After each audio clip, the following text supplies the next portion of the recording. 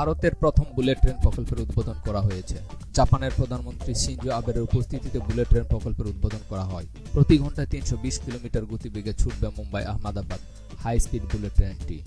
মাত্র ২ ঘন্টা ৭ মিনিটের মধ্যেই মুম্বাই থেকে আহমেদাবাদ পৌঁছানো যাবে বুলেট ট্রেনে করে। ওই ট্রেনের ভাড়াও সাধারণের বাজেটের মধ্যে থাকবে বলে জানিয়েছেন রেলমন্ত্রী পীয়ূষ গোয়াল।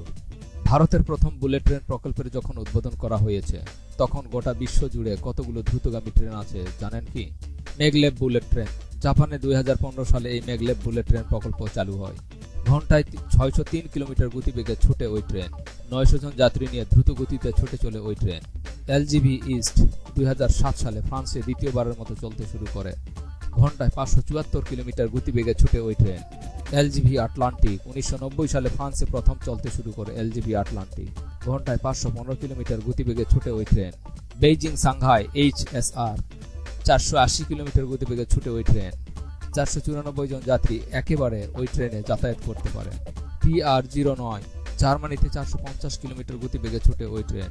প্রয়োজনে ঘন্টায় ৫০০ কিলোমিটার গতিবেগেও ওই ট্রেন ছুটতে পারে। সর্বশেষ শিনকানসেন ৪২৫ থেকে ৪৪৫ কিলোমিটার গতিবেগে ছুটে ওই ট্রেন। এটি জাপানের বিভিন্ন শহরের মধ্যে দিয়ে ছুটে যায়।